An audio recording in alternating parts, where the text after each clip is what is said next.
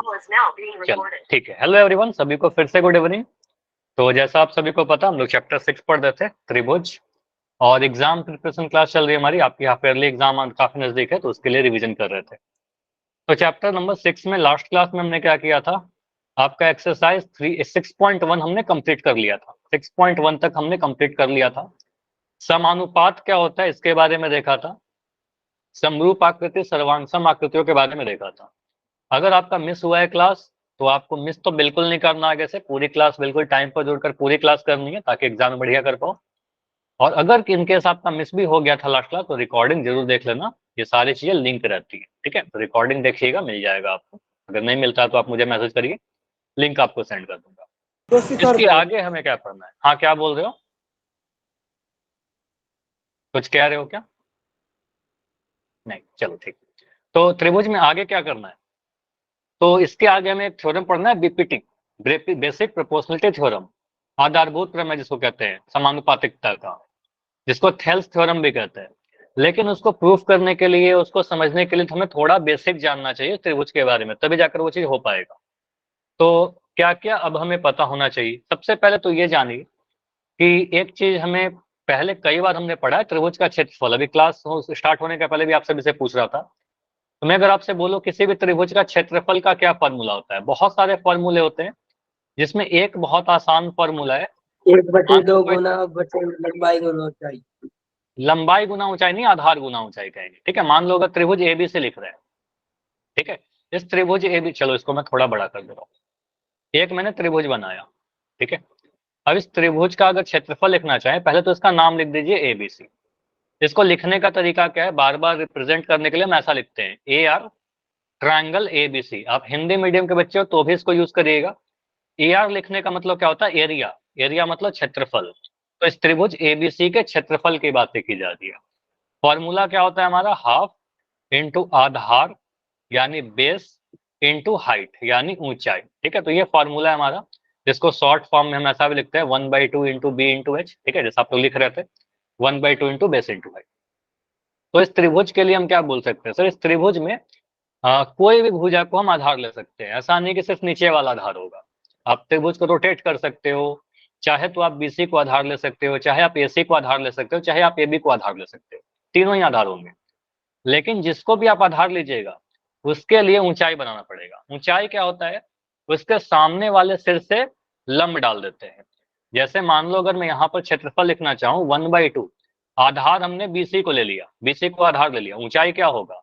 आप क्या करिएगा, बीसी पर एक लंब डालिएगा, उसके सामने वाले भुजा से, सामने सिर से। तो ए से हम लंब डाल देंगे कुछ ऐसा, ठीक है। तो आपको ये वाला जो लाइन आपको दिख रहा है एडी, ठीक है, तो ये एडी आपका बन जाएगा ऊंचाई। तो आप बोलोगे सर बीसी इंटू एडी कर देंगे, तो हमारे त्रिभुज का क्षेत्रफल आ जाएगा। क्लियर? ये समझ में आया? बीसी हमारा आधार हुआ, तो बीसी पर ही ऊंचाई आएगा। बीसी पर देखो ऊंचाई आएगा। आप कहोगे सर मान ले अगर हम एसी को आधार मान ले, तो क्या एसी को भी आधार ले सकते हैं? बिल्कुल, आप एसी को भी आधार ले सकते हो। यहाँ पर आप लिख दीजिए त्रिभुज का क्षेत्रफल, ऐसा भी लिख सकते हो 1/2, आधार हमने अगर एसी को ले लिया, अगर आधार एसी को लिया तो ऊंचाई इस बार एडी ही रहेगा क्या? ऊंचाई एडी रहेगा? नहीं, जो आधार रहेगा उसी पर ऊंचाई आएगा। तो उसके सामने से आप इस पर लंब डालिए। मान लो आपने इसको आधार माना है एसी को, तो एसी पर एक लंब डाल दो, ठीक है। तो ये वाला जो आपको लाइन दिख रहा है, इसका नाम दे दीजिए कुछ। इसका नाम दे दिया मान लो मैंने बीई, ठीक है। तो कहेंगे सर बीई हमारा क्या हो गया? ऊंचाई हो गया इस बार। तो half into AC into BE भी लिख सकते हैं, दोनों सेम देगा। और मुझे बताइए कि हम आधार ए बी को भी ले सकते हैं? बिल्कुल, तीनों ही ले सकते हैं। तो आप कहिएगा मान ले सर आधार हमने ए बी को ले लिया, तो सर ऊंचाई क्या लोगे बताओ? सी से एक डाल देंगे लंब, ठीक है। तो सी से एक लंब डाल देंगे और यहाँ पर मान लो सी एफ बना दिया, तो सर बोलेंगे सर सी एफ हमारा ऊंचाई हो जाएगा। ये समझ में आया कि जिसको भी आधार लेंगे उसी पर ऊंचाई आएगा। क्लियर? तो ये तीनों ही त्रिभुज का क्षेत्रफल तो कहलाएगा। उसका कुछ नाम दे सकते हैं। क्या बोल रहे हो साहिल? तो उसका कुछ भी नाम दे सकते हैं। नहीं आवाज आया, फिर से बोलो। तो उसका कुछ भी नाम दे सकते हैं। आधार किसी को भी ले सकते हैं। अब देखो मान लो यहाँ पर मैं कह रहा हूँ कि आधार आपने इसको लिया, तो अब ऊंचाई इसी पर आएगा, इस पर ऊंचाई आएगा ऐसा, ठीक है। तो ये ऊंचाई है आपका, मान लो इसको एच बोल दिया तो ये हमारा बी हो गया, ठीक है। ऊंचाई किसी, आधार किसी को ले लो, उसी के सामने से ऊंचाई डाली, ठीक है। उसके बाद अगर मैं यहाँ पर कुछ ऐसे बनाता हूँ, लंब जो है हमेशा अंदर नहीं रहता त्रिभुज का। जैसे ये समझो, अगर मैं एक ऐसा त्रिभुज बना दूं, एक त्रिभुज ऐसा बना दूं, ये सारी चीजें आपको जरूरत पड़ेगी आगे प्रूफ करने में। इसका नाम दे दिया मान लो पी क्यू आर, इस त्रिभुज का नाम लिखिए आप लोग पी क्यू आर। अब मान लो अगर मैं यहाँ पर बोलता हूँ कि क्यू आर को आप आधार लेके इसका क्षेत्रफल बताइए, तो एरिया क्या लिखोगे, ट्रायंगल पी क्यू आर।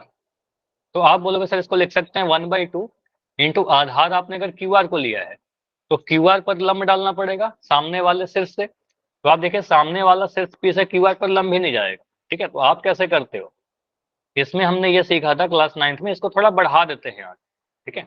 इसको थोड़ा आगे बढ़ाएंगे और ये वाले लाइन पर जो सामने से लंब आ जाएगा, ठीक है, ये वाला जो लंब आपको दिख रहा है गिरते हुए, ये जहां पर भी नाम दे दीजिए इसका, कुछ भी पीएम नाम दे दिया, तो पीएम क्या हो जाएगा, इसका ऊंचाई हो जाएगा और ये हमारा आधार हो जाएगा। तो लंब त्रिभुज के बाहर भी हो सकता है क्या, बिल्कुल हो सकता है, त्रिभुज के बाहर भी हो सकता है। तो इस त्रिभुज का क्षेत्रफल क्या होगा, half into Q R into PM. समझ में आया, क्योंकि आप यस। क्यू आर अंदर में तो आप लंब डाल ही नहीं सकते, लंब डालोगे तो 90 डिग्री बनेगा ही नहीं, ठीक है। तो आपको लंब बाहर में डालना पड़ा, ठीक है। तो ऐसे लिख देंगे पी क्यू आर बराबर 1/2 into P Q R into PM. तो यहाँ समझ में आ रहा है सर, लंब बाहर भी हो सकता है। अब देखो एक चीज और आपने क्लास 9th में पढ़ा था जो अभी हमें डिस्कस करना चाहिए, एक ही आधार और एक ही समांतर रेखाओं के बीच स्थित त्रिभुज के क्षेत्रफल बराबर होते हैं। ये हमने क्लास 9th में पढ़ा था। इसका मतलब क्या हुआ, मान लो एक आधार हमने फिक्स कर लिया, ये आधार हमारा फिक्स है पी क्यू, ठीक है, पी क्यू। अब इसी आधार पर हम दो त्रिभुज बनाते हैं। एक त्रिभुज हमने बनाया ऐसा, ठीक है, इसका नाम क्या दे दिया, मान लो इसका नाम दे दिया पी ए क्यू, ठीक है, ए पी क्यू या पी ए क्यू कुछ भी लिख दो। अब मैं कह रहा हूं कि पी क्यू के समांतर एक लाइन खींच रहे हैं, ठीक है, पी क्यू के समांतर एक लाइन खींच रहा है पैरेलल, ठीक है। अब देखो पी क्यू के समांतर ऊपर वाला लाइन है, अब पी क्यू और ये दोनों पी क्यू और मान लो ये समांतर लाइन को नाम दे दिया एक्स वाई। पी क्यू और एक्स वाई के बीच में जितने भी त्रिभुज बना लो, अगर आपका आधार पी क्यू है तो क्षेत्रफल सेम रहेगा। मान लो एक और त्रिभुज मैं उसे ऐसे बना दूं, इसका नाम दे दिया पी बी क्यू। तो यहां पर आप क्या बोलोगे, सर एरिया जो होगा पी ए क्यू का, त्रिभुज पी ए क्यू का, ये थ्योरम आपको क्लास 9th में पढ़ना था, यहाँ स्टेटमेंट में लिख रहा, बस इतना समझ लीजिए होता क्या है, area of triangle P A Q बराबर area of triangle P B Q. इन दोनों ही त्रिभुज का क्षेत्रफल बराबर होगा, क्योंकि इन दोनों का देखिए आधार सेम है क्या, दोनों का आधार क्या है, पी क्यू है। अगर मैं बोलूं दोनों का ऊंचाई, देखिए आप क्या बोलोगे, पी बी क्यू का ऊंचाई क्या होगा, ये वाला होगा, ठीक है। और पी ए क्यू का ऊंचाई क्या होगा, आप यहाँ से लंब डालिएगा, तो आपको दिख रहा है ये वाला जो ऊंचाई है और ये वाला ऊंचाई सेम है, तो आधार ऊंचाई सेम है, तो कहेंगे सर दोनों त्रिभुज का क्षेत्रफल सेम रहेगा। समझ में आ रहा है, तो सेम बेस पर अगर दो ट्रायंगल बना हुआ है, सेम आधार पर दो ट्रायंगल बना हुआ है और सेम पैरेलल लाइन के बीच में, तो उसका क्षेत्रफल बराबर होगा। तो इन दोनों ही त्रिभुजों का क्षेत्रफल क्या होगा, इन दोनों त्रिभुज का क्षेत्रफल आपका बराबर, बराबर। ये वाला और एक ये वाला, इन दोनों त्रिभुज का क्षेत्रफल बराबर होगा। अब हो सकता है कि आपको फिगर रोटेट करके दे दे, है ना, हो सकता है कभी ऐसा आपको लिख देखते हैं, यस दो सर। पैरेलल लाइन बना दिया, ठीक है। अब इस पर मैं एक बेस फिक्स कर दे रहा हूँ, ठीक है, एक आधार मैंने बनाया ऐसा, बस यस नो में आंसर दीजिएगा। एक ट्रायंगल में ऐसे बना रहा हूँ, एक त्रिभुज मैंने ऐसे बनाया और एक ट्रायंगल मैंने इसी आधार पर कुछ ऐसे बना दिया। अब मैं इन दोनों का नाम लिख देता हूं, इसका नाम लिख दिया ए बी, यहां पर एम एन। दो ट्रायंगल आपको दिख रहा होगा, एक ट्रायंगल आप देखिए ये वाला ए बी एम, ठीक, और एक ट्रायंगल देखिए आप ए बी एन। क्या ये दोनों त्रिभुज का क्षेत्रफल बराबर होगा, यस और नो। Yes sir. दोनों सेम आधार ए बी पर है और दोनों सेम ही पैरेलल लाइन के बीच में, उनका आधार और ऊंचाई दोनों सेम रहेगा। तो कहेंगे सर क्या लिख देंगे यहाँ पर, हम यहाँ पर सिंपली लिख सकते हैं area triangle A B M, ठीक है, त्रिभुज ए बी एम का क्षेत्रफल बराबर क्या होगा, area triangle A B M, ठीक है, ए बी एम। तो इतनी चीजों को यूज करते हुए आगे बढ़े। चलो तो आगे बढ़ते हैं। ओके, यस तो सर। आज जो आपको पढ़ना है बेसिक आधारभूत समानुपातिकता प्रमेय, ठीक है। इसके बाद भी सिमिलरिटी ऑफ ट्रायंगल के बारे में आएंगे, पहले ये समझ लीजिए कि बीपीटी होता क्या है। इसको शॉर्ट फॉर्म में क्या कहते हैं, बीपीटी, ठीक है, बेसिक प्रोपोर्शनलिटी थ्योरम। तो वहां से आपका बनेगा बीपीटी। हिंदी में क्या बोलते हैं, आधारभूत समानुपातिकता प्रमेय, या थेल्स थ्योरम, ठीक है, इसी को कहते हैं थेल्स थ्योरम, और इसी को कहते हैं 6.1 थ्योरम, थ्योरम 6.1। अच्छा, किसी का माइक ऑन है, माइक बंद कर लीजिए। नीति गुलिया के नाम से देखते हो, देखो आपका हर क्लास में माइक ऑन होता है, ठीक है, माइक बंद कर लो। देखो आपके वजह से ना क्या होता है, क्लास स्टॉप होता है। तो यहाँ पर क्या आपका थेल्स थ्योरम, बीपीटी, आधारभूत प्रमेय समानुपातिकता का क्या कहता है ये, समानुपातिकता, समानुपात मतलब सेम रेशियो, तो इसके बारे में डिस्कस किया अनुपात। मैंने। हाँ, समान अनुपात, जैसे कि मैं कह रहा हूँ दो नंबर है हमारे पास, ए और बी। अभी क्लास के पहले ही पूछ रहा था, अगर मान लो यहाँ पर मैं लिख दिया 5 और 10, ठीक है, तो 5 और 10 का अनुपात कितना आ जाएगा, 5/10 आपका आ जाएगा 1/2, ठीक है। और मैं दो नंबर और लिख दिया, सी और डी, ये नंबर लिख दिया 6 और 12, तो इसका भी आप रेशियो निकालोगे 6/12, तो आपको क्या मिल जाएगा, 1/2। Yes sir. तो आप कहोगे सर यहाँ भी 1/2 है, समानुपाती यहाँ भी संख्या। 1/2 है, समानुपाती संख्या है, ठीक है। तो हम कह सकते हैं ए और बी का जो अनुपात है वो सी और डी के बराबर है, ठीक है। तो A/B C/D के बराबर है, नंबर बराबर नहीं है। देखो ए का मान 5 है, सी का मान 6 है, लेकिन उनका अनुपात बराबर है, सर अनुपात बराबर है। अनुपात बराबर है, इसको कहता है समानुपात। तो क्या कहता है थ्योरम 6.1 बीपीटी, देखो सीधे सीधे आपको ये ध्यान रखना है, थ्योरम आपके बुक में लिखा हुआ है, यदि किसी त्रिभुज, पहले इसको समझ लीजिए फिर इसको प्रूफ भी कर देंगे। यदि किसी त्रिभुज की एक भुजा के समांतर अन्य दो भुजाओं को भिन्न भिन्न बिंदुओं पर प्रतिच्छेद करने के लिए एक रेखा खींची जाए, तो ये अन्य दो भुजाएं एक ही अनुपात में विभाजित हो जाती हैं। एक ही अनुपात में विभाजित होने का मतलब समानुपाती होंगे। क्या बोला, देखो इसका मतलब ये हुआ ना, किसी एक त्रिभुज की बात की गई है, तो एक मैं त्रिभुज बना लेता हूं, ठीक है, एक त्रिभुज हमने बनाया, ठीक है। इस त्रिभुज का नाम देते हैं, इसका नाम दे दिया मान लो ABC, ठीक है। अब इसका क्या है, इस त्रिभुज की एक भुजा के समांतर, ठीक है, एक भुजा के समांतर, मान लो BC मैंने भुजा लिया, BC के समांतर, BC भुजा के समांतर, ये समांतर का साइन होता है, एक अन्य दो भुजाओं को भिन्न भिन्न बिंदु पर प्रतिच्छेद करने के लिए एक रेखा खींची जाए। तो एक रेखा में BC का समांतर खींच दे रहा हूं। अब ये जो लाइन मैंने खींचा यहाँ पर, इसका नाम मान लो दे दिया DE, ठीक है, इसका नाम दे दिया ABCDE, ठीक है। तो क्या आपको दिख रहा है, DE जो लाइन है AB और AC को अलग अलग बिंदु पर काट रहा है, एक बिंदु D पर काट रहा है, एक बिंदु E पर काट रहा है, ठीक है। यस तो आप बोलोगे सर अगर हम ऐसा खींचे कि DE जो है बिल्कुल BC के समांतर है, बीच में जो तीर बनाया ना वो दिखाता है कि समांतर लाइन, ठीक है, पैरेलल लाइन खींच रहा है, तो अगर ऐसा करोगे तो ये जो बिंदु D और E है, दो बाकी दो भुजाओं को, अन्य दो भुजाओं को एक ही अनुपात में डिवाइड करती है, मतलब क्या होगा, ये समानुपाती हो जाएंगे। मतलब अगर ऐसा खींच दोगे आप, तो हमेशा AD और DB का जो अनुपात आएगा वो AE/EC के बराबर होगा, ये हमेशा ऐसा होगा। AD AE के बराबर नहीं होगा, DB EC के बराबर नहीं होगा, लेकिन AD और DB का जो अनुपात होगा वो AE और EC के अनुपात के बराबर होगा, कहता यही। इस चीज को प्रूफ कर लेते हैं, किस तरीके से प्रूफ करेंगे, क्या कुछ डाउट है क्या साहिल? चलिए, तो यहाँ पर आप क्या लिखोगे, देखो आपके एग्जाम में ही आता है प्रूफ करने के आवाज लिए 4 नहीं आ नंबर, रही। ठीक आवाज है। नहीं आ रही। आवाज नहीं आ रही, बाकी सभी को जा रही है क्या आवाज?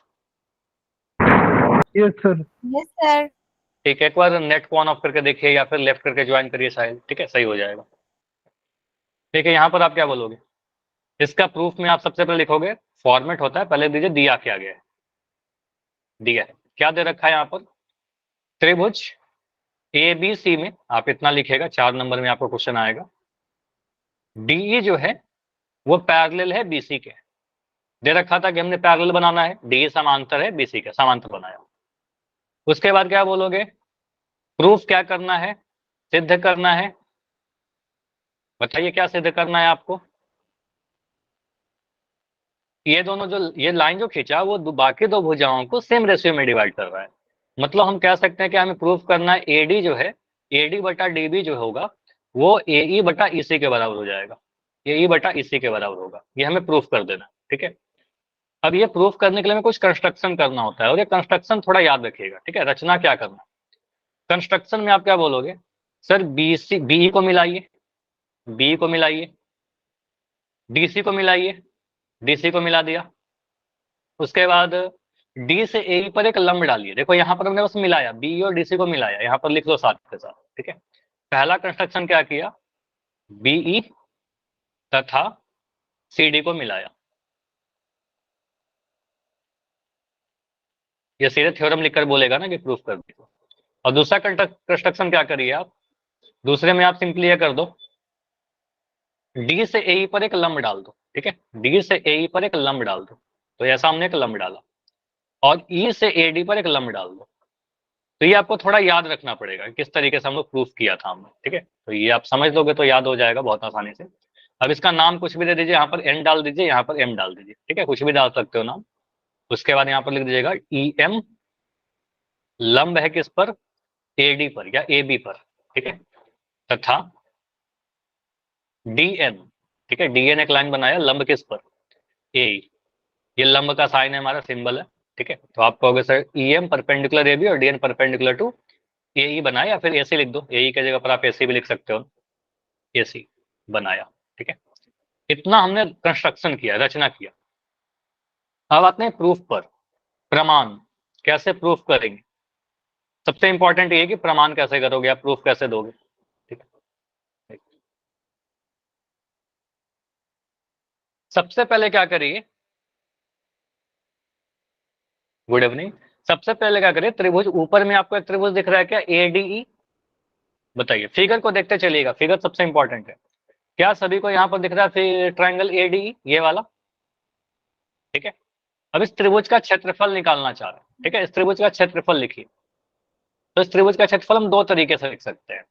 मान लो हमने बोला चित्र आकृति से, ऐसा लिख दीजिएगा, आकृति से हम ऐसा लिख सकते हैं क्या, एरिया ट्रायंगल, किताब वाला मत लिखिएगा, आपको जैसे बता रहा हूँ ऐसा लिख दीजिएगा, एग्जाम में पूरा नंबर आ जाएगा और आसान भी होगा आपके लिए। एरिया ट्रायंगल एडीई, त्रिभुज एडीई का क्षेत्रफल, क्या हम ऐसा लिख सकते हैं 1/2, आधार अगर हमने एडी को ले लिया, आधार एडी को क्यों ले रहे हैं, देखो इस वाले को आधार ले रहे हैं हम, आधार एडी क्यों ले रहे हैं, क्योंकि आपको पता है आधार अगर एडी को लेंगे तो ईएम हमारा ऊंचाई हो जाएगा। बताओ, समझ में आया कि हमने आधार क्यों लिया, बोलो। अगर हमने आधार एडी को लिया तो ऊंचाई हमारा ईएम हो जाएगा, उस पर जिसको आधार लेंगे उसी पर ऊंचाई डालते हैं। तो आप कह सकते हो आधार एडी को लेंगे तो ईएम सर ऊंचाई हो जाएगा, और यहाँ पर सीधे सीधे हम ऐसा लिख सकते हैं 1/2 इंटू एडी इंटू ईएम। बताइए, ये समझ में आया सभी को कि एडी के क्षेत्रफल को हम लिख सकते हैं एडी इंटू ईएम, ठीक है। इसी त्रिभुज के क्षेत्रफल को हम ऐसा भी लिख सकते हैं क्या, सर आधार तो हम ए को भी ले सकते थे, आधार तो आप डी को भी ले सकते हो, लेकिन डी पर कोई ऊंचाई नहीं है, ठीक है, तो हम आधार ए को भी ले सकते हैं। तो 1/2 इंटू आधार अगर ए को लोगे तो मुझे आप लोग ही बता दो ऊंचाई किसको लेना पड़ेगा। ए पर देखिए लंब कौन सा डाला गया, सोचो।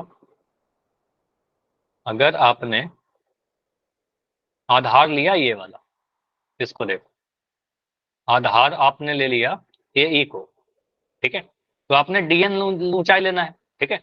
ए पर लंब डाल दिया हमने डीएन, ठीक है, डीएन, यतिन आपने, रितिन आपने बोला डीएम, डीएम कहाँ है, डीएम तो यहाँ पर है, ठीक है, डीएम नहीं डीएन, सर आपने टाइपिंग गलती कर दी, ठीक है। तो ए को अगर आधार लेंगे तो डीएन को ऊंचाई लेंगे, फिगर को आप देखिए। तो यहाँ से हम लिख सकते हैं, सर हम बोल सकते हैं अगर आधार आपने ए को लिया है तो ऊंचाई आपको डीएन लेना पड़ेगा, ठीक है। तो यहाँ से हम ऐसा लिख सकते हैं क्या, बस आप यहाँ से आप सिंप्लीफाई करिए इसको, तो आप कह सकते हो sir 1/2 into A D into E M, ठीक है। चलो यहीं पर काट दो, आपको दिख रहा है 1/2 दोनों में है, 2 से 2 कट गया हमारा, ठीक है, नीचे में दोनों जगह है। तो हम क्या यहाँ से ऐसा लिख सकते हैं A D into E M is equal to A E into D N. बताइए, इज इट क्लियर। इसको आप इक्वेशन नंबर 1 ले लीजिए, ठीक है, इसको हमने इक्वेशन 1 ले लिया, इक्वेशन नंबर 1, ठीक। इसके आगे क्या करते हैं, इस फिगर को एक बार फिर से मैं नीचे बना रहा ताकि आपको फिगर भी दिखते रहे, ठीक है, क्योंकि ज्योमेट्री में सबसे इंपॉर्टेंट आपका फिगर ही है।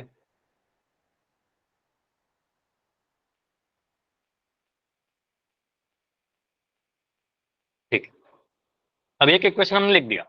अब यहां से आप क्या बोलोगे, सर नीचे वाले त्रिभुज को देखिए, एक त्रिभुज आपको दिख रहा है डीबीसी, इस वाले त्रिभुज को देखिए, क्या आपको ये त्रिभुज दिख रहा है, ये बताइए, ये वाला त्रिभुज बी डी, इस त्रिभुज का क्षेत्रफल हम लिखना चाह रहे हैं, ठीक है, एरिया ऑफ ट्रायंगल। अब लिखेगा यहाँ पर, अब एरिया ऑफ ट्रायंगल डीबीई, त्रिभुज डीबीई, ये वाला त्रिभुज, तो इसका क्षेत्रफल कितना होगा, क्या हम लिख सकते हैं 1/2 इंटू आधार, हमने अगर डीबी को लिया, क्योंकि हमें डीबी से ही मतलब है, प्रूफ करना था एडी बटा डीबी, तो हम आधार को डीबी ले रहे हैं, तो ऊंचाई अब क्या होगा, डीबी पर लंब नहीं डाल सकते, लेकिन डीबी के बाहर एक लंब डाला हुआ है ईएम, ठीक है, इसी को बढ़ाने पर देखो, ये समझो, इस फिगर को देखते चलिए, हमने क्या बोला, हमने बोला डीबी को हम आधार ले रहे हैं, ठीक है, तो डीबी को आगे बढ़ाने पर एक ये लाइन दिख रहा है ईएम, ईबी, ईएम लंब है हमारा, ठीक है, तो हम कह सकते हैं इस त्रिभुज का क्षेत्रफल को हम ऐसा लिख सकते हैं 1/2 इंटू डीबी को अगर आप आधार लोगे तो ऊंचाई आपको लेना पड़ेगा ईएम, ठीक है, ऊंचाई हमने ईएम ले लिया, तो एरिया ऑफ ट्राइंगल हो जाएगा dB 1/2 into dB into EM. इसी तरीके से अगर मैं बोलूं, इस त्रिभुज का क्षेत्रफल बताइए, ये वाला त्रिभुज डीईसी, ठीक है, इस त्रिभुज का क्षेत्रफल बताइए कितना होगा, एरिया ट्रायंगल डीईसी, तो डीईसी का क्षेत्रफल कितना होगा 1/2, अगर हमने इस को आधार लिया, ऊंचाई बताओ कौन सा होगा, ये डीएन ही रहेगा, ठीक है, जो डीएन आपको दिख रहा है ये ऊंचाई, ये इस त्रिभुज का भी ऊंचाई है, ठीक है, क्योंकि आपको दिख रहा है इसको बढ़ाने पर एक लंब जा रहा है, ठीक है, तो आप कह सकते हो ईसी को, ईसी नहीं, ईसी कहां पर दिख रहा है, ईसी ऊंचाई नहीं होगा, हमारा ऊंचाई डीएन रहेगा, ठीक है, क्योंकि आप देखो आपका ट्रायंगल ऐसे बना हुआ है, ऐसे बना हुआ है, तो यहाँ पर से आप लंब डालना चाहोगे आप ईसी पर, ठीक है, ईसी आपने आधार लिया है तो इसको बढ़ाइए, और इस पर जो लंब डालोगे ये वाला लंब आपका कहलाएगा, ठीक है, तो आप कह सकते हो सर डीएन लिख दीजिए आप, डीएन, ठीक है, तो हमने बोला ईसी इंटू डीएन कर दिया। अब हम ऐसा लिख सकते हैं क्या, ये दोनों जो त्रिभुज हमने लिया है इन दोनों का क्षेत्रफल बराबर है, यस और नो, देखो एक ट्रायंगल आपको ये दिख रहा था, एक ट्रायंगल आपको ये दिख रहा था, ये दोनों क्या है, सेम आधार, आप कह सकते हो यहाँ पर, आप लिखना आप अपने एग्जाम में, त्रिभुज डीबीई तथा त्रिभुज डीईसी, ये दोनों ही त्रिभुज समान आधार, समान आधार डीई, दोनों ही देखिए डीई पर टिका हुआ है, डीई के ऊपर दोनों ही है, तथा एक ही समांतर रेखा, एक ही समांतर रेखा, कौन से समांतर रेखा, डीई तथा बीसी के बीच है, तो अगर ये कोई भी दो त्रिभुज एक ही समांतर रेखा और एक ही आधार पर रहता है, उसका क्षेत्रफल बराबर रहता है, तो आप कह सकते हो ये दोनों त्रिभुज का क्षेत्रफल से बराबर होगा, तो हम ऐसा लिख सकते हैं एरिया ऑफ ट्रायंगल डीबीई, ठीक है, डीबीई, नाम ध्यान से लिखेगा, डीबीई बराबर जो होगा एरिया ऑफ ट्रायंगल डीईसी, ये दोनों त्रिभुज का क्षेत्रफल बराबर हो जाएगा, और अगर क्षेत्रफल बराबर है तो उसका वैल्यू आप डाल दीजिए बराबर, ठीक है, 1/2, आपने बोला क्या, डीबी का क्षेत्रफल क्या था आपका 1/2 इंटू डीबी इंटू ईएम, और एरिया ऑफ ट्रायंगल डीईसी का वैल्यू कितना है यहाँ पर देखिए 1/2 इंटू ईसी इंटू डीएन, कुछ कट रहा है क्या यहाँ पर, 1/2 से 1/2 कट जाएगा, तो ये 2 कटा, तो आपको क्या मिल रहा है यहाँ पर, आपको मिल जाएगा डीबी इंटू ईएम, ठीक है, बराबर ईसी इंटू डीएन, इस वाले को इक्वेशन 2 बोलिए, ठीक है, ये हमारा इक्वेशन नंबर 2 आ गया सिंपल हो गया, ठीक है, अब इक्वेशन 1 और इक्वेशन 2 को डिवाइड कर दे, इक्वेशन 1 क्या था हमारा, देखिए ऊपर में लिख रखा है, दोनों इक्वेशन दिख रहा है क्या साथ में, ठीक है, तो इक्वेशन 1 आपको दिख रहा है यहाँ पर, एक second, equation 1 AD into EM बराबर AE but into DN, equation 2 दिख रहा है डीबी इंटू ईएम बराबर ईसी इंटू डीएन, ठीक है, अगर मैं इक्वेशन 1 को इक्वेशन 2 से भाग लगा दूं, चलो इस इक्वेशन को मैं भाग लगाता हूँ, सिंपली आप यहाँ पर लिख सकते हो इक्वेशन 1 को अगर मैं भाग लगाऊं इक्वेशन 2 से, तो बायां पक्ष बाएं पक्ष से डिवाइड होगा। देखिए इक्वेशन 1 के बाएं पक्ष में क्या लिख रखा है, मैं यहाँ पर लिख ही देता हूँ, ठीक है। मैं यहाँ पर लिख देता हूँ AD इंटू EM, क्योंकि आपको दिखता रहेगा साहब AE इंटू DN। देखिए यही चीज आपको लिखना है। तो इक्वेशन 1 को इक्वेशन 2 से अगर भाग लगाओगे तो इक्वेशन 1 आपका ये लिख रखा था, AD इंटू EM बराबर AE इंटू DN। और इक्वेशन 2 क्या लिख रखा है, इक्वेशन 2 आपका यहाँ पर लिख रखा है, तो उसको भाग लगाइए, DB इंटू EM बटा EC इंटू DN। कुछ कट रहा है, देखो आपको साफ दिख जाएगा कटते हुए, EM से EM कटेगा और DN से DN कट गया, ठीक है। तो आप यहाँ से बोल सकते हो सर AD बटा DB जो है वो AE बटा EC के बराबर है, और यही हमें प्रूफ करना था। कि देखो आपका जो त्रिभुज था, इस फिगर को मैं नीचे लेकर आ देता हूँ, ठीक है। प्रूफ यही करना था आपको कि AD बटा DB, AD और DB का जो अनुपात होगा वो AE और EC के अनुपात के बराबर होगा। हमने प्रूफ कर लिया क्या, तो इतना करने से आपको दिख गया AD बटा DB बराबर AE बटा EC। देखो ये प्रूफ आपको बताया, हो सकता है आपके एग्जाम में प्रूफ पूछ ले, तो आपको पूरा इतना लिखना पड़ेगा। हो सकता है कि प्रूफ ना पूछ करके इस पे बेस्ट क्वेश्चन पूछे, ठीक है। तो ये थ्योरम याद रखिएगा कि कहता क्या है। ये समझ में आया पूरा, एक पेज पर तो नहीं आ पाएगा, PDF ऐसे मैं सेंड कर दूंगा, आप चाहो तो स्क्रीनशॉट ले लीजिए। पहले तो इतना लो इक्वेशन 1 तक, ठीक है। इसकी प्रैक्टिस कीजिएगा, ठीक है, प्रैक्टिस जरूर कर लेना। उसके बाद इतना लीजिए इक्वेशन 2 तक, 5 सेकंड रुक रहे हैं। चलिए उसके बाद ये लास्ट, ठीक है। अब देखो ये ठीक है, हमने समझ लिया इसको किस तरीके से हमने प्रूफिंग किया। अगर मैं इसको यूज करके ऐसे बोलता हूँ कि मान लो हमारे पास एक त्रिभुज है, अब देखो इसको यूज कैसे करेंगे। इसका नाम दे दिया ABC। अगर मैं, हाँ बिल्कुल क्वेश्चन दे रहा हूँ अभी, तो इस पे क्वेश्चन बहुत सारा करेंगे। एक मैं पैरेलल ऐसे लाइन बना दिया, मैं क्या बोल रहा हूँ, ये वाला जो लाइन है इसका नाम दे दिया मान लो PQ। अगर मैं दे रहा हूँ कि PQ जो है वो समांतर है BC के, ये सिंबल का मतलब क्या होता है, समांतर का साइन, ठीक है, समांतर। तो PQ अगर BC के समांतर है तो हम यहाँ पर क्या लिख सकते हैं, कौन बताएगा, इसका मतलब क्या होगा। P और Q पर काट रहा है, तो आप बोलेगा sir AP by PQ is equal to AQ by QC। Clear, बताओ इतना लिख लोगे, AP बाई PQ जो होगा AQ बटा QC के बराबर होगा। यस और नो, बोलिए। Yes sir. ठीक है, चलो अगर मैं ऐसा बनाता हूं, एक त्रिभुज मैंने बनाया कुछ ऐसा,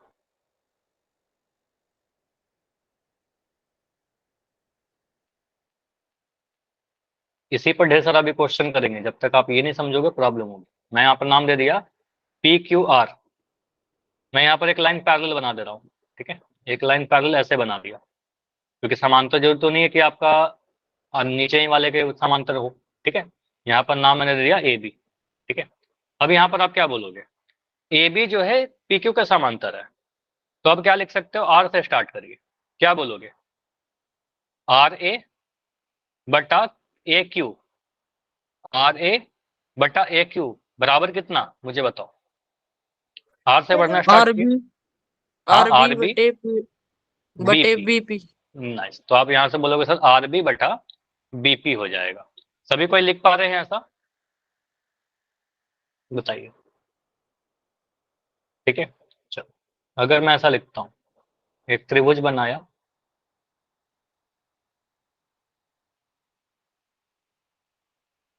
और एक सेकंड ऐसा त्रिभुज बना दिया,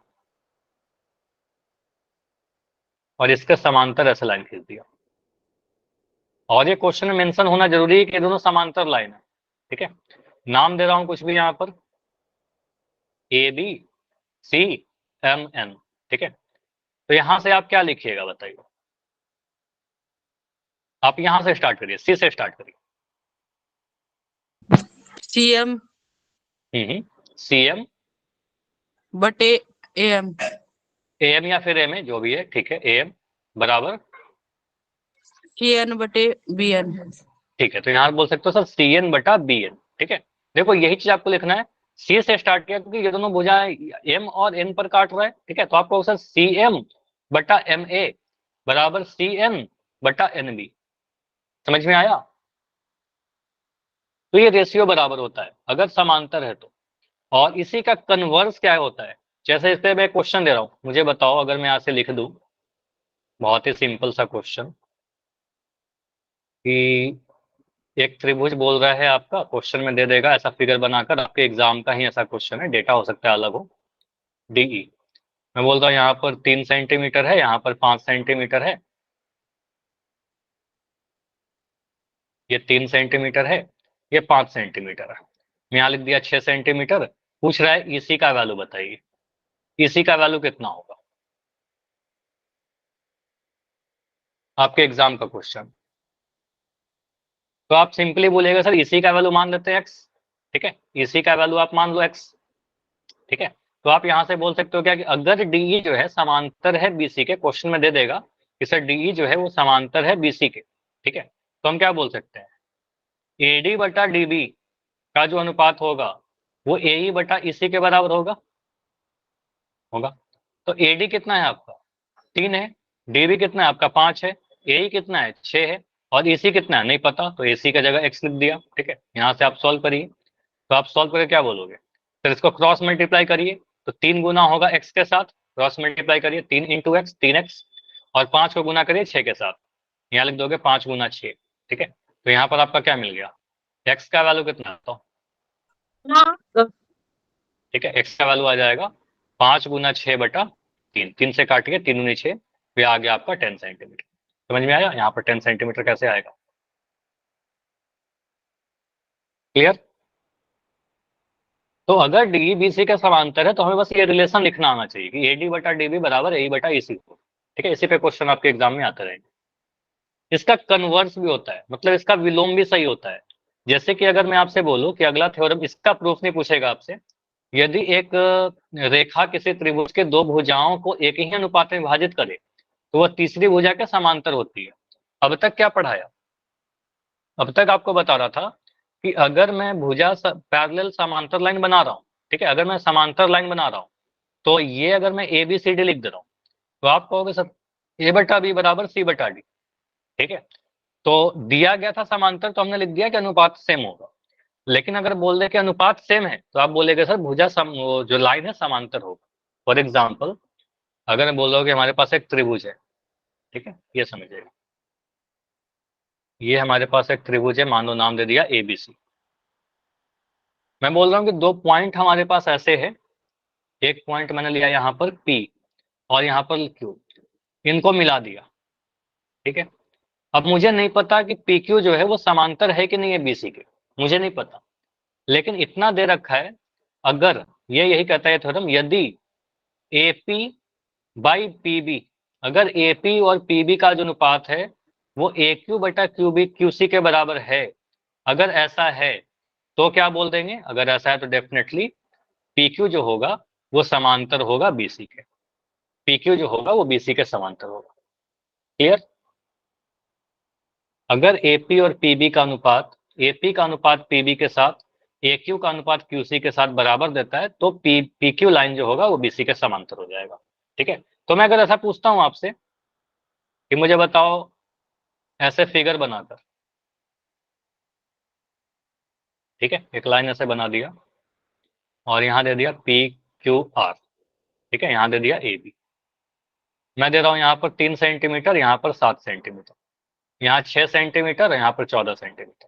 ठीक है, मैं पूछ रहा हूँ क्या ए बी क्यू आर के समांतर है या नहीं है, यस और नो, बताओ। ये आपसे पूछ रहा है, दिया नहीं गया है। ठीक है, तो आप क्या बोलिएगा, रेशियो चेक करिए सर, पी ए बटा ए क्यू निकाल कर देखिए, पी ए बटा ए क्यू कितना आ रहा है, पी ए और ए क्यू का रेशियो 3/7 आ रहा है, ये सिंप्लीफाई नहीं होगा। ठीक है, आप पी बी बटा बी आर निकाल कर देखिए, पी बी बटा बी आर कितना आ रहा है,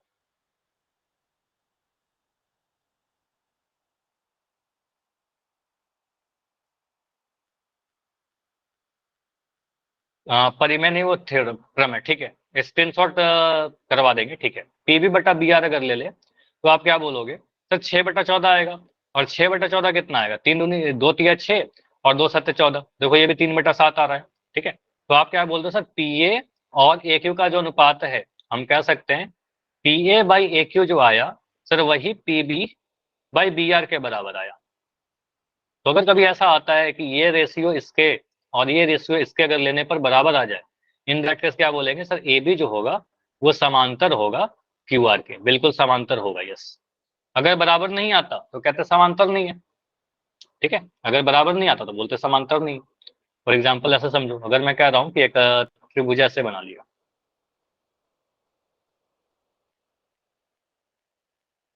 और मैं बोल रहा हूँ कि ऐसे हमारे पास लाइन है, नाम दे दिया ए बी सी, यहाँ दे दिया पी क्यू या डी, कुछ भी लिख दिया। मैं यहाँ लिख रहा हूँ 5, यहाँ लिख रहा हूँ 8, यहाँ लिख दिया 10 और यहाँ लिख दिया 15, ठीक है। अब मुझे बताइए एपी बाई पीबी कितना आ रहा है, एपी बाई पीबी कितना आ रहा है, एपी बाई पीबी, 5/8। एपी का वैल्यू 5 है, 5/8, ये सिंप्लीफाई नहीं होगा। अब मैं पूछ रहा हूँ ए क्यू बटा, इस साइड देखा तो ए क्यू बटा क्यू सी दिख रहा है, ये कितना आएगा 10/15। सिंप्लीफाई करो, काटो, 5 से कट जाएगा, 5 10, 5 3 15, तो ये आ गया 2/3। क्या हमें दिख रहा है एपी और पीबी और ए क्यू बटा क्यू सी बराबर है कि नहीं, तो हमें क्या दिख रहा है, एपी बाई पीबी जो है वो बराबर नहीं है, ठीक है। बराबर नहीं है किसके, वो क्यू बाई क्यू सी के, ठीक है। तो ए क्यू बाई क्यू सी के बराबर नहीं है। तो मैं अगर आपसे पूछूं कि पी क्यू लाइन जो होगा वो बीसी के समांतर होगा क्या, बीसी जो होगा वो समांतर होगा क्या क्यू पी क्यू के, मुझे बताओ, यस और नो।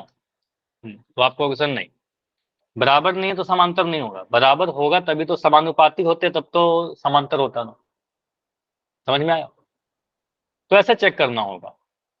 मैं कुछ क्वेश्चन दे रहा हूँ, कुछ पहले इजी क्वेश्चन दे रहा हूँ, आप इसको सॉल्व करिए, आपके एग्जाम का ही क्वेश्चन होगा सारा। एक मैं ट्रायंगल ऐसे बना रहा हूं,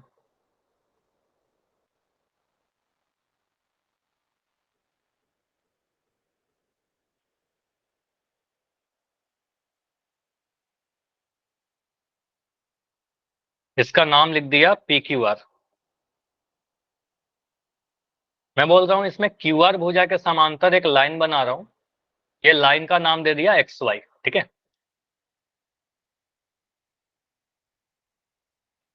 यहां पर नाम देता हूं, चलो एक्स वाई, ठीक है।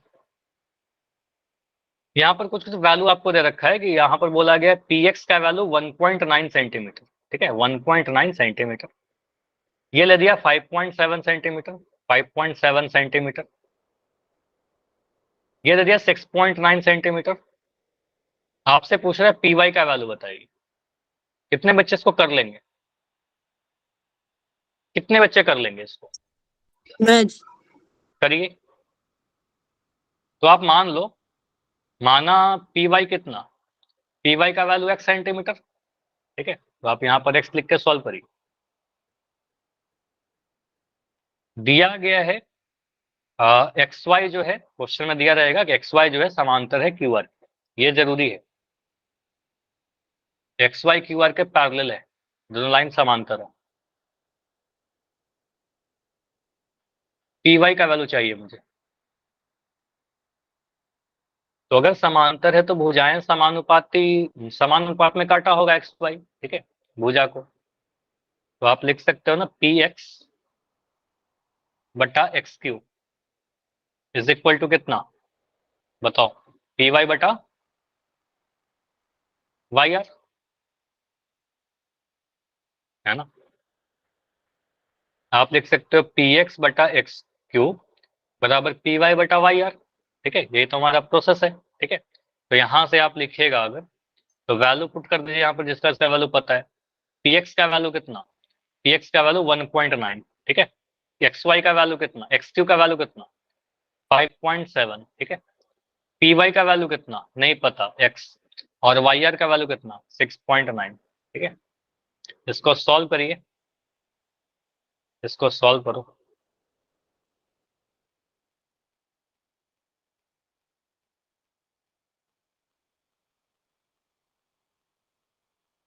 देखो ये सारा कैलकुलेशन बहुत ही आसान वाला आपके एग्जाम में आएगा, ठीक है। तो 1.9 को आप गुना करिए 6.9 के साथ, ठीक है, और x को गुना करिएगा 5.7 के साथ, ये क्रॉस मल्टीप्लाई कर दिया, ठीक है। अब यहाँ से x का वैल्यू कितना आ जाएगा, x बराबर 1.9 इंटू 6.9 डिवाइडेड बाई 5.7, ठीक है, ऐसा ही आएगा ना। आप इसके डेसिमल को हटाइए, डेसिमल को हटाने से आपको क्या दिखेगा, सर इस पॉइंट को हटाया, नीचे में 10 से गुना कर दिया, इस पॉइंट को हटाया, नीचे में सर 10 से गुना कर दिया, इस पॉइंट को हटाया सर, नीचे में 10 से गुना कर दिया, ऊपर में 10 से गुना किया, एक 10 से तो 10 कट गया हमारा, 19 से काटिए, 57 में कितने बार में कटेगा, 19 3 57 होता है, 3 से 69 में काटिए, 3 19 6 3 3 9, तो ये क्या बच रहा है आपका, एक्स का वैल्यू 23 ऊपर 10 नीचे, 23/10 कहने का मतलब 2.3, ठीक है, सेंटीमीटर आपका आंसर, ठीक है। एक्स का वैल्यू चाहिए था ना आपको, पी वाई का वैल्यू, एक्स को हमने पी वाई माना था, तो 2.3 सेंटीमीटर हमारा आंसर आ जाएगा। क्लियर हो जाएगा यस ऐसा सर। कैलकुलेशन, ठीक है। तो सिंपल सा आपका बस कैलकुलेशन था, डेसिमल कैलकुलेशन, ये चीज ध्यान रखिए, अगर मैं कभी लिखता हूँ 2.3, तो 2.3 को आप क्या लिख सकते हो, 23/10 लिख सकते हो, ठीक है, पॉइंट को हटाएंगे, नीचे में दशमलव के बाद एक अंक था, तो इसलिए 10 से डिवाइड कर दिया, ठीक है। आपके लिए कुछ क्वेश्चन और है, ये क्वेश्चन करके बताओ, इसमें बहुत ज्यादा कुछ डेसिमल है नहीं।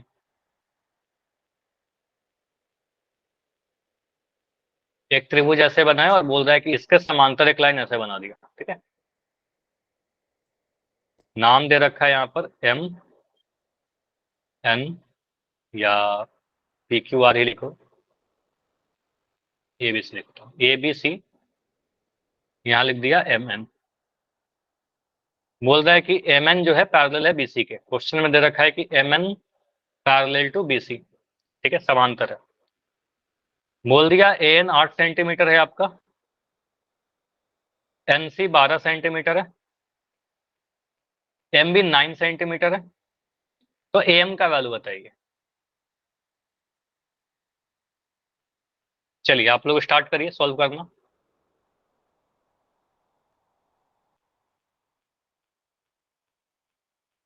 और इस बार आंसर आप लोग दो।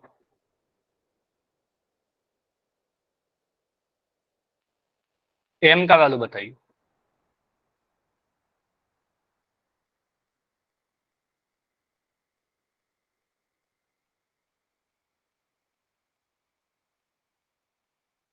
सोचिए।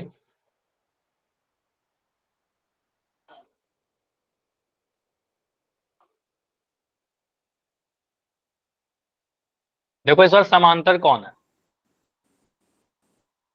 एम एन जो है, ये वाला लाइन जो है आपका एम एन समांतर है बीसी के, ठीक है, ये दोनों लाइन समांतर है। तो आप देखिए कि जो लाइन जो रह गया वो एम और एन पर काट रहा है, तो ये ऊपर वाले ए से जाइए, ए एन बटा एन सी बराबर ए एम बटा एम बी, है ना। 9 नहीं, 9 नहीं आएगा, 9 तो आपका एम बी है ना, तो 9 9 आ जाएगा, तो 1/1 का रेशियो हो जाएगा, 9 के अलावा आएगा, 9 तो नहीं होगा। क्या आपने इतना लिखा, 8, देखो क्या ऐसा लिखा हमने, पॉइंट ए से सर स्टार्ट करेंगे, एम एन और बी सी समांतर है, तो क्या हम ऐसा लिख सकते हैं सर, ए एम जो होगा ए एम बटा एम बी, ठीक है, एम बी बराबर ए एन बटा एन सी, ये सभी ने लिखा क्या, इतना लिख लेंगे हम लोग, ए एम बटा एम बी बराबर ए एन बटा एन सी, ठीक है, क्योंकि सर पैरेलल कौन है, ये से स्टार्ट करिए, ए एम बटा एम बी बराबर ए एन बटा एन सी, ठीक। तो यहां से आप करिएगा ए एम का वैल्यू कितना सर, नहीं पता, ए एम की जगह पर एक्स लिख दिया, एम बी का वैल्यू कितना, एम बी का वैल्यू आपका 9 सेंटीमीटर है, 9 लिख दिया, ए एन का वैल्यू कितना है, ए एन का वैल्यू 8 है, और एन सी का वैल्यू कितना है, एन सी का वैल्यू 12 है, इसको सॉल्व करने पर कितना मिल रहा है, तो एक्स बराबर क्या मैं सकते हैं, ये 9 जो है ना, बस 9 को ही आप क्या करिए, इस 9 को उधर गुना कर दीजिए, तो मैं ऐसा लिख सकता हूँ 8/12 गुना 9, इसको सिंप्लीफाई करके क्या आ रहा है, 8 आ रहा है क्या, क्या आ रहा है आप सभी का, 3 3 9, 3 चौके 12, 4 से काटेंगे, 4 दूनी 8, तो ये तो आपका x का वैल्यू 6 दे देगा ना, 2 गुना 3 आ रहा है, 2 गुना 3 करने पर तो 6 सेंटीमीटर आएगा। ठीक है, तो x का वैल्यू यानी am का वैल्यू 6 सेंटीमीटर आएगा। क्लियर हुआ? क्या गलती कर रहे थे इसमें? 8 सेंटीमीटर कैसे आ रहा था? इसमें 8 कैसे आ रहा था? ऐसा नहीं होगा ना कि यहाँ पर 8 है तो ये भी 8 आ जाएगा, नहीं, वैल्यू सेम नहीं होता, उसका रेशियो सेम होता है। ठीक है, रेशियो को सेम बनाना है। ठीक है, अगर मैं चलो यहाँ पर आपसे पूछता कि मुझे ए बी का वैल्यू बताइए, ए बी का वैल्यू कैसे निकालोगे आप? ए बी कितना होगा? मैं यहाँ पर पूछता हूँ ए सी का वैल्यू, क्या बोलोगे? ए सी कितना होगा? नहीं, देखो आपसे जो मैं पूछ रहा हूँ ना, उस फिगर को देखिए कहाँ पर है, इतना जल्दी से आप कुछ भी नहीं बोलिए। ए बी का वैल्यू क्या है? ये पूरा लंबाई आपसे पूछ रहा है ना, तो आपने अभी बोला कि सर हमारा, अभी ये आपने निकाला, ज्योमेट्री में फिगर है, फिगर को ध्यान से देखिए, ये जो चीज पूछा वो देखिए, यहाँ पर 6 सेंटीमीटर है, आप यहाँ पर बोलेगा सर ए एम आपका 6 है, एम बी 9 है। अगर मैं आपसे ए बी पूछूं तो ये नहीं बता सकते हो क्या? अभी भी 6। मैं पूछ रहा हूँ कि ये लंबाई 2 सेंटीमीटर है, ये लंबाई 3 सेंटीमीटर है, पूरा लंबाई कितना होगा? पूरा लंबाई कितना होगा? पूरा लंबाई पूछ रहा हूँ ना, जोड़िए ना पूरी लंबाई को। 5 होगा, तो क्या 2 प्लस 3 को जोड़ देंगे 5 सेंटीमीटर हो जाएगा, तो वहां पर भी आपको जोड़ना होगा। थोड़ा सोचिए, ए बी का लंबाई क्या हो जाएगा? हम कह सकते हैं ए बी अगर हमसे पूछेगा तो हम ए एम निकाल देंगे और ए एम और एम बी को जोड़ देंगे। ठीक है, तो इन दोनों को जोड़ने पर आपका कितना मिलेगा? 9 6 15। 15 लिख रहे हो, आंसर गलत हो जाएगा, 15 सेंटीमीटर लिखिए, इकाई देना जरूरी है। ठीक है, इकाई मिस मत करिएगा, मैथमेटिक्स है तो मैथमेटिक्स में यूनिट देना जरूरी होता है। ठीक है, 15 सेंटीमीटर। क्लियर है? चलिए, आपके एनसीईआरटी बुक से कुछ क्वेश्चन करते हैं, जैसे कि आपका पहला क्वेश्चन ये है, एक्सरसाइज 6.2 का पहला क्वेश्चन। फिगर नंबर 1 में बोल रहा है कि डीई पैरेलल है बीसी के, तो ईसी का लंबाई बताइए। पहले तो ईसी का लंबाई बताइए, इस वाले फिगर की बात कर रहा हूं, इसको देखकर बताओ ईसी का लंबाई क्या होगा।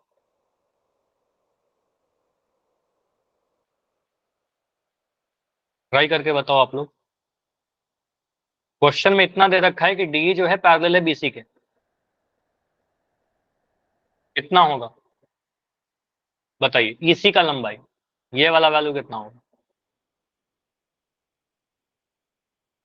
तो अगर डीई समांतर है बीसी के, तो बेसिक प्रोपोर्शनलिटी थ्योरम या थेल्स थ्योरम को यूज करके हम ऐसा बोल सकते हैं क्या कि एडी जो होगा, देखो अपने कॉपी पे से लिखिए, क्योंकि सॉल्व मैं तो कर ही दे रहा हूं, आपको भी करना है। एई बटा ईसी, ऐसा लिख सकते हैं, एडी बटा डीबी बराबर एई बटा एसी। वैल्यू पुट करिए, एडी का वैल्यू कितना है?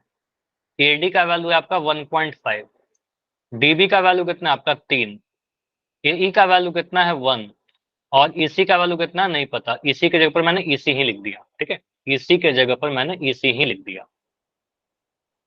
ठीक है, तो यहां से आप ईसी का वैल्यू कैसे निकालोगे?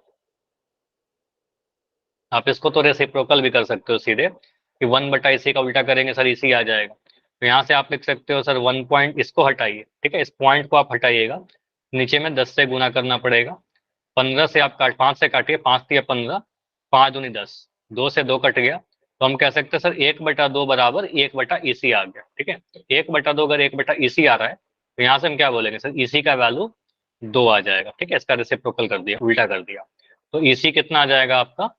2 सेंटीमीटर। ठीक है, इसी का वैल्यू आपका 2 सेंटीमीटर आ जाएगा। क्लियर है? Yes sir. तो इसी आपका 2 सेंटीमीटर आया। अगर मैं यहाँ पर पूछता कि एसी का लंबाई बताइए, एसी कितना होगा?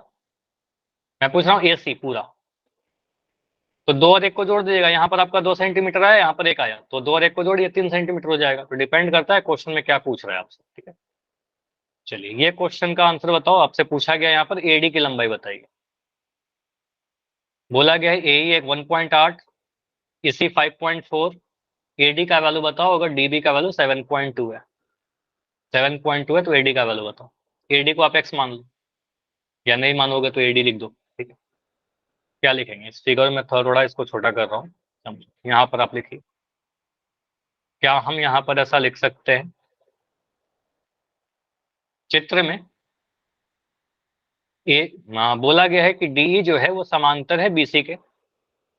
बोलेंगे सर डीई जो है वो समांतर है बीसी के, तो अगर डीई बीसी के समांतर है तो हम क्या बोल सकते हैं, एडी बटा डीबी बराबर एई बाई ईसी, ऐसा लिख सकते हैं। ठीक है, यहाँ से आप वैल्यू पुट करिए, एडी का वैल्यू नहीं पता तो एडी की जगह पर एडी लिख दो, डीबी का वैल्यू 7.2 लिख दीजिए।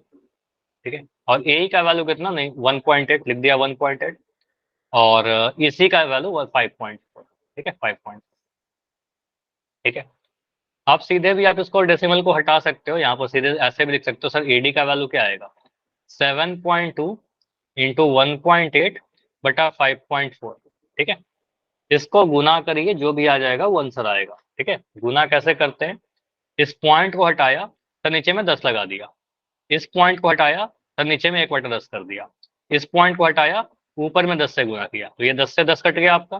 ठीक है, अब इसको देखिए क्या कट रहा है, 18 से कितने बार में कटेगा, 18 कटे वाला 54 आता है क्या, बिल्कुल, 18 3 54, 3 से काटोगे 72 को, हाँ 24 बार में कट जाएगा, तो आपका आ गया 24/10, और 24/10 का आने का मतलब 2.4 सेंटीमीटर। ठीक है, तो ये आपका आ गया 2.4 सेंटीमीटर। ठीक है, तो आपका एडी कितना आ गया, 2.4 सेंटीमीटर। क्लियर, ऐसे क्वेश्चन कर लेंगे। अब मान लो एक क्वेश्चन मैं दे रहा हूं जो आपका अगला वाला क्वेश्चन है, सेकंड वाला, इसमें बोल रहा है कि आप प्रूफ करके बताइए, आपको बताना है। देखो बोला गया त्रिभुज पी क्यू आर में भुजाओं पी क्यू और पी आर पर, ठीक है, बिंदु ई और एफ स्थित है। ठीक है, क्वेश्चन को पढ़िए और फिगर बनाइए, फिगर नहीं बना करके दिया गया है। बोला गया त्रिभुज पी क्यू आर, तो त्रिभुज पी क्यू आर ले लिया, पी क्यू आर का नाम दीजिए कुछ ऐसा, पी क्यू आर। बोल रहा है पी क्यू और पी आर पर बिंदु ई और एफ है। ठीक है, तो पी क्यू पर बिंदु ई है और पी आर पर बिंदु एफ है। ठीक है, यहाँ पर एफ बना दिया, यहाँ पर ई बना दिया, फिगर को ध्यान से बनाइए। अब पूछ रहा है कि क्या ई एफ पैरेलल होगा क्यू आर के, आपसे ही पूछ रहा है कि क्या ई एफ जो होगा वो पी आर के पैरेलल होगा या नहीं होगा। ठीक है, इतनी वाई क्यों लिख रहे हो शाहिल एंड जसमेर, कंटिन्यूअसली मैं देख रहा हूं आप वाई लिख रहे हो, कुछ डाउट है तो बोलिए। नहीं, ठीक है, तो एक बार वाई लिखा करिए, इतनी बार बार रिपीट मत किया कीजिए। ठीक है, तो यहाँ पर क्या है क्वेश्चन में आपका, ये बोल रहा है पीई का वैल्यू 3.9, पीई का वैल्यू 3.9, यहाँ पर 3.9 है, EQ का वैल्यू 3 सेंटीमीटर है, EQ का वैल्यू 3 सेंटीमीटर है, PF का वैल्यू 3.6 है, PF का वैल्यू 3.6 है, और FR का वैल्यू 2.4 है, यहाँ 2.4 डाल दिया। अब ये सारे सेंटीमीटर में है, मैंने यूनिट नहीं लिखा। ठीक है, सेंटीमीटर लिख दीजिएगा। पूछ रहा है कि क्या EF समांतर है FR के, सॉरी QR के। आप क्या करिए, रेशियो निकालिए, आप PE बटा EQ का रेशियो मुझे बताइए क्या आ रहा है आपका, PE बटा EQ, तो PE है आपका 3.9 और EQ है आपका 3। डेसिमल आप हटा सकते हो, डेसिमल को आप हटाइएगा, नीचे में 10 करिएगा, 3 से काटिएगा 13 बार में कटेगा, तो ये आपका आ गया 13/10। ठीक है, 13/10 आ रहा है। अगर मैं उस साइड से रेशो निकालू, पी एफ, कुछ गलती कर दिया क्या, 3 से काटेंगे, 3 एकम 13 3 39, ठीक तो है। ठीक है, पी एफ बटा एफ आर। ठीक है, एफ आर, तो यहाँ से क्या आएगा आपका 3.6/2.4, तो ये पॉइंट से पॉइंट तो कट ही जाएगा, 12 से काटेंगे तो 12 3 36, 12 2 24, तो ये 3/2 आ रहा है। क्या रेशियो सेम आ रहा है, रेशियो सेम आ रहा है क्या, नो सर।